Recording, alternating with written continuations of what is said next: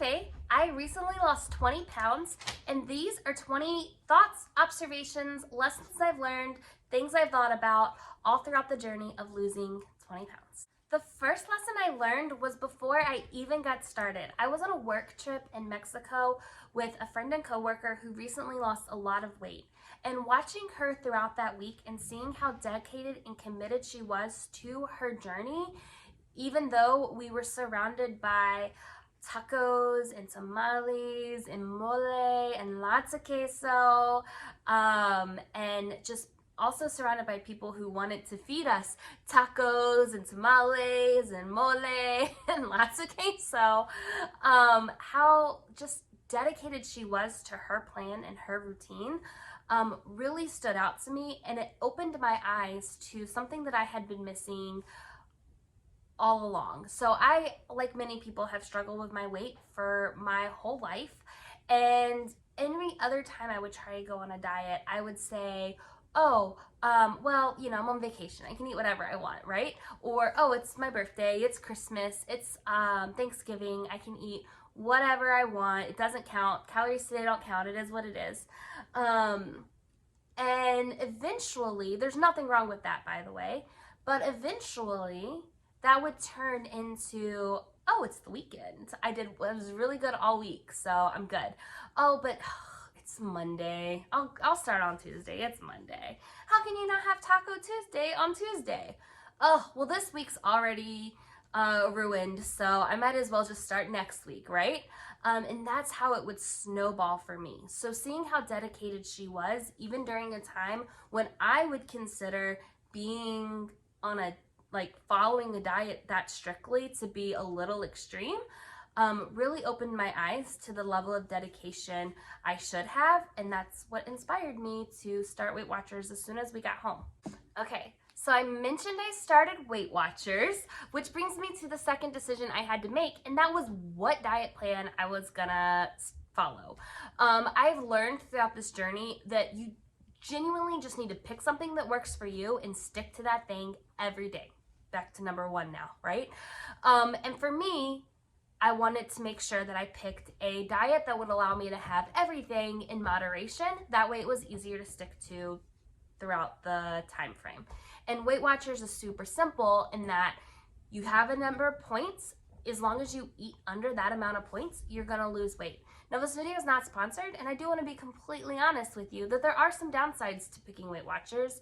The biggest is that their points calculation is all proprietary. They're not going to tell you how they figure out how many points something is. They don't tell you how many calories you're eating. They don't tell you your macros, because from a business standpoint, that doesn't make sense. You could just do it for a month, figure out the algorithm, and then keep going, right?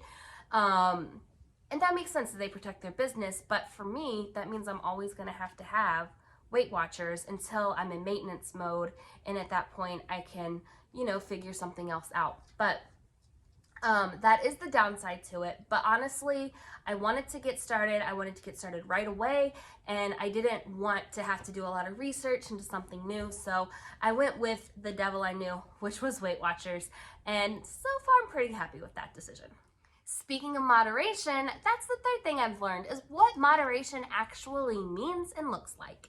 I think in the past, I would think that moderation meant if I did really well all day, I could have a little treat at the end of the night, like a cookie. Or if I was really good for the day, I could have something with dinner like French fries or potato chips with a sandwich at lunch. Things that are deemed bad foods. But this go around, what I've learned is that, you know, that works for some people, but for me, like, I don't want foods to necessarily be bad. I genuinely want to be able to have all things in moderation. So now that conversation looks like, I want a cookie. How many points do I have left for the day? 23. Cool. How many points is a cookie? 13. Okay. That would leave me with 10 points left for the day. It's 2 o'clock. So what are we having for dinner? Okay, I can make that work. Yep, I'm going to eat my cookie. Or I want a cookie. It's 13 points. I have 23 points for the day, but it's 10 o'clock in the morning, and I have a whole day's worth of eating to go. What if I eat half of this cookie now, And then if I still want the rest of the cookie, sure, I'll eat it and I can figure it out. I have lots of 0 point foods around the house. But if after eating half the cookie, that satisfies my craving, maybe I'll just eat a cutie or a clementine instead. So still getting that same like amount of food, still getting what I want, but also getting something that's probably a little bit more nourishing for my body. Another thing I didn't do this go around, number 4, is I didn't rush out and buy a bunch of new diet healthy foods and throw out everything that was in my house. I made what I had work. When we went grocery shopping, I would definitely add on some healthier options, some lower point options to go with the high point foods that were already in the house. But I did not feel the need to redo my pantry. I knew that if this was gonna work, it needed to work with the foods we already had in the house, because realistically, the food I already had in the house is what I like to eat. It's what I enjoy eating, and it's what sounds the best to me. So if I could make it work with that stuff, then I knew I would be setting myself up for long-term success. The 5th thing I have done differently this time is I have not tried to make any special accommodations for myself as far as if we're going out with family, if we're going out with friends, if we're going over to someone's house for dinner. I have not tried to make any special accommodations for myself because I need this plan to be flexible and I need to know that I can make it work. So a couple of things. I went to, my company did a holiday leadership dinner, and we had like a prefix menu that we could choose like from, and it was all pasta. We went to an Italian place. It was all pasta. So I had whole wheat spaghetti with marinara, and I got a box and only ate half of it. Because that's what worked out of the menu. That was the best option for me. And it was a lot of points, and I did go over my points that day. However, I picked the best option that I could in the moment, and I called it good enough. When we went out for my dad's birthday, I got a meatball sub and french fries. I only ate half of that meatball sub and half of those french fries. And there were options at that restaurant I could have picked that were like grilled chicken and stuff like that. But at that particular restaurant, I wanted the meatball sub. My father-in-law had a birthday, and my husband did smoked ribs and macaroni and cheese and slaw and all of the stuff. We had a salad there. I ate the chicken. I did not eat the ribs. And I did actually make one request. My husband used the Sweet Baby Ray's no sugar added barbecue sauce so that the barbecue would be 0 points. But I filled up on salad, and then I ate the chicken, and I did have a little bit of mac and cheese. So just picking the best option that's available sometimes is going to have to be good enough for me, even if that doesn't necessarily mean that it's 100% on plan. And after all 3 of those occasions that I just mentioned, I lost weight the next day. So there is some wiggle room in the points, and I have found that wiggle room, and I try not to take advantage of it, but I do know it's there and feel free to use it if I need to. You may have picked up on this already, but the 6th lesson I've learned throughout this process is to be as pragmatic as possible, not assigning emotion to foods, not feeling guilty about anything, and just also trying to keep the positive side of it tempered. Is that the word I'm looking for? To keep the positive side of it tempered as well, so that I'm not like super duper high and super duper low. I'm just trying to be even keel, pragmatic. This is how many points I have. This is how many points I'm gonna eat. Can I have this today? Yes or no? About the whole situation, and that has helped with the emotional and mental part of it so much. The 7th thing I've done differently this time is weigh every single day. Now I know some of you are like cringing at your screen right now, like, oh, don't be obsessive. I'm not being obsessive. Honestly, for me, weighing every day helps that number be less important, and it helps it become just another data point. It also eliminates any like scale anxiety of, oh, weigh-ins tomorrow. No, weigh-ins always tomorrow. And it also helps with the pragmaticness of it all, where where I'm trying not to have any extreme highs or any extreme lows. I'm not gonna lose 5 pounds a day, so I'm not gonna be extremely high. And I also am not gonna gain 5 pounds in a single day, so I'm not gonna be extremely low about that either. So I'm really, my average is like 2 to 4 tenths a day of loss. But when that is a loss, it's a smile. Like, I'm not gonna celebrate and have a big celebration dinner because I lost 4 tenths of a pound. And it's also, when it's a gain, it's like, okay, that's not that big of a deal. Your body fluctuates 2 pounds a day for water weight. And I just remind myself that every time I go up a little. And yeah, that's what it is. It really does help me not to have that anxiety around weigh-in, and it helps it to be just another data point for me to keep track of and look at. The 8th lesson I've learned is to stick with the plan even in the midst of a plateau.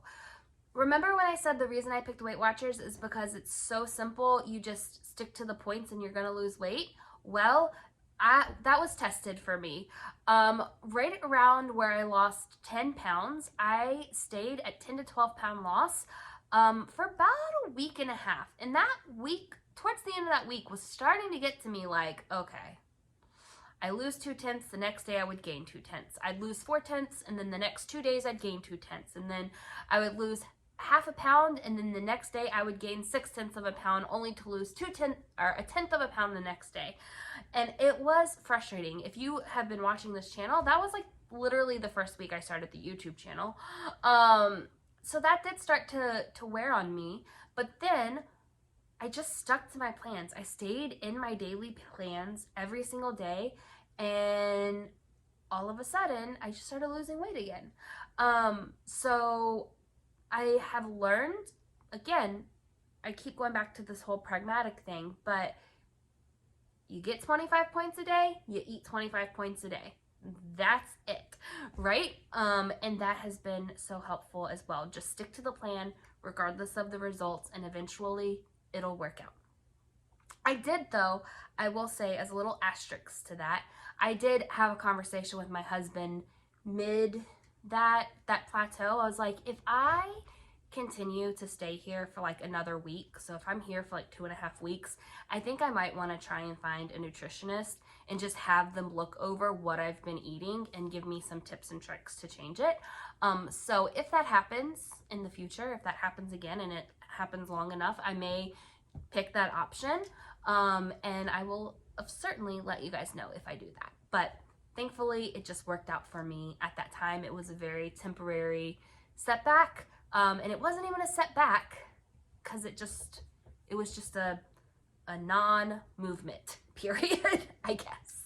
The 9th difference that I've noticed is that I am starting to understand my cravings a little bit more. And I'll give you an example of this. One night, we were super hungry. It was dinner time. I didn't feel like cooking. It had been a long day at work. All I wanted was a Wendy's cheese potato. But I knew that Wendy's cheese potato was not going to fill me up. I also was going to need some kind of protein, so like nuggets or something like that to go with it. I had enough points for the potato, but I didn't have enough points for anything else if I ate that potato.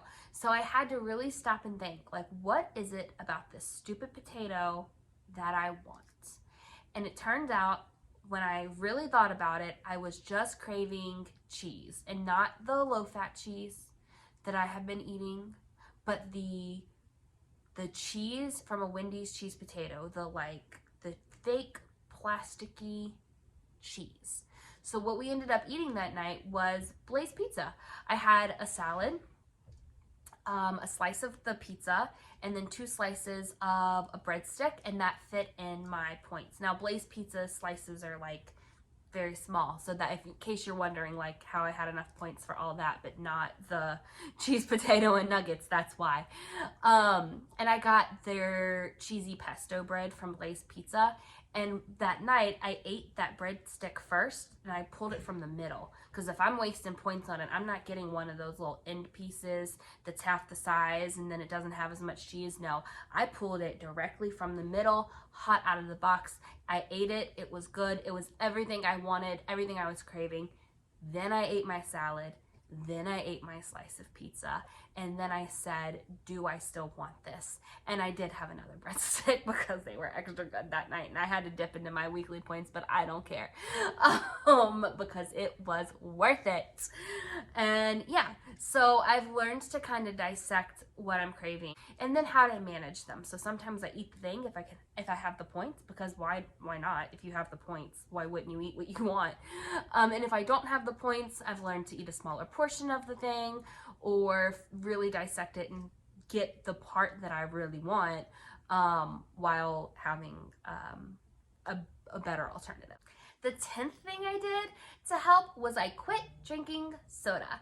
I was a full-blown Pepsi addict. I would drink more than one 12-pack of the cans a week. Almost 2 full 12 packs a week, to be completely honest with you. And yeah, I knew that had to go. So when I first quit, I would fill up a cup and I would drink a couple of sips. And if I drink less than half of a can, I would give myself grace and not track that or count it. And then as time went on, I just stopped drinking it, and I a little bit lost my taste for it. Since Halloween, I've had a total of 3 full sodas, and I still have the same 12-pack in the fridge that we had bought before I started Weight Watchers. So I'm doing pretty good on sodas. Another thing that helps cut them out is sparkling water, because sometimes I just want the fizziness and not necessarily the soda itself. The 11th thing I've done is not deprive myself of anything. Pretty much anything I've wanted, I've eaten. Even Little Debbie Christmas tree cakes and ice cream cake and insomnia cookies. And what else have I eaten? I've eaten a lot of pasta. I've eaten a lot of potatoes. So anything I want, I make it work somehow. If it's eating a smaller portion of it, if it's splitting it with my husband, if it's maybe not eating it right this second, but eating it a little bit later. If it's maybe taking a bite of the thing I really want first so that I get it out of my system, and then eating the healthier food that I have, and then after I'm full, revisiting and seeing, do I want to eat the rest of this or not? So yeah, that is one thing that I have done differently this time, and I think it has definitely helped with the success. The 12th lesson I've learned is to measure anything that I can. I've gotten pretty good at eyeballing things because I've been measuring so often, but I still do try and measure whenever I can, so that I keep my eyeballing skills as sharp as they need to be. The 13th observation I've made is that I eat a lot of chicken. A lot of boneless, skinless chicken breast. I eat it shredded. I eat it broiled. I eat it baked. I eat it pan fried. I eat it grilled. I eat a lot of boneless, skinless chicken breast. The 14th thing I want to talk about is what our meal planning and meal prepping looks like. So I'm not a big meal prepper, but I do like to plan things out. When we are on the way to the grocery store, my husband and I will usually have a conversation of what 3 things we want for dinner. As I just mentioned, I eat a lot of chicken. So I usually try and do 2 meals that are chicken and 1 meal that's not chicken. And then we eat leftovers for the other meals, or we just kind of have that flexibility in our week in case we want to eat out, something like that. So for our 2 chicken meals, we're like, okay, how do we want this? What do we want to go on the side of that? And then for our non-chicken meal, it can be a little bit more fun and like, all right, what do we want to go with this? What do we want to have? And that's like it. It's literally a conversation we have on the way to the grocery store. And then when we get home, I try and wash everything as soon as we get it in the house, so that I can just pull it out of the refrigerator and go and not have to worry about doing that later. And then as I am cooking things throughout the week, I usually do, like the last couple of weeks anyway, I've done one big meal on Saturday, like a pot pie or a soup or something like that. And then while I'm cooking that, I'll just start like prepping other things. So if I am gonna, like the other day I made a turkey omelet, and while it was cooking, I went ahead and measured out all of the remaining turkey so that it was in 2-ounce containers and just ready to grab and go. And then like if I make a salad, I will, chop one, and I put a little onion on it, I'll chop the whole onion so that I have onion for the rest of the week. And then next time I'll chop, like a whole cucumber. So I just kind of like prepare things as I go. I don't really do like a whole big prep and plan thing, but we do at the beginning of the week when we go grocery shopping have a conversation about what we kind of want to have. We get the things for that, and then we just keep ourselves flexible throughout the week. The 15th thing I've done different is shoot for 8 hours of sleep a night. It doesn't happen every night, but it has happened most nights recently, and it's definitely helped. I have a lot more energy. My routine is a lot more routine instead of just sleeping till, going to bed whenever and sleeping till 5 minutes before work and things like that. And that has definitely helped me make better decisions and not make like fatigue decisions. The 16th thing that has changed my life is finding a couple of magic foods that are surprisingly low in points, but do not taste like they would be low in points at all. The first one is my taquitos that I eat almost daily for lunch. And the second part of that is the baked potato that I eat on the days that I don't eat the taquitos. Both of those things are so tasty, and they don't taste like diet food, and they're easy enough to cook on a lunch break, and I just enjoy them so much. So finding my magic foods has definitely made a difference. Just a fair warning that number 17 and 18 contradict each other a little bit, but the 17th thing I've done is make sure that I'm being honest with my tracking. If it goes in my mouth, I track it. And the 18th thing is, track what you can, but you don't have to be militant about it. Told you, they contradict each other a little bit. So some of the things that I don't track is 0 point foods. Sometimes I do, sometimes I don't. Just depends on my mood that day. If I use, I don't track every teaspoon or tablespoon of oil I use in a dish. Obviously, if I'm making something for myself and I use a tablespoon, I'll track it. But if I'm making something that serves like 6 people, I don't try and figure out what a sixth of a tablespoon is. If I have some Milk Duds in the kitchen, and sometimes right before bed, I go and I grab 2 Milk Duds out of the kitchen and I eat them. And I've had those Milk Duds since Halloween, and I still have them in the box, if that tells you how frequently I've done that. I don't track those because Weight Watchers doesn't need to know. Sometimes, like today, my husband's making sausage balls for our Christmas Eve dinner. I ate half of one and I didn't track that. If I had eaten the whole one, I probably would have tracked it. And yeah, just little things like that. When I made guacamole and I was testing it with the chip, I didn't count the chips that I tested it with, but I tracked what I ate with dinner that night. So I am very honest with myself and honest with my tracking. I measure things when I can. I make sure I track everything that goes in my mouth, but I'm also not militant about it. And it is what it is. I do my best. The 19th thing that I have done is I always have some type of fresh food cleaned, prepped, and ready to go in our refrigerator. It's usually grapes or strawberries, and I try and alternate between the 2 of them, so that like every other week it's grapes, every other week it's strawberries. That way I don't get tired of having them.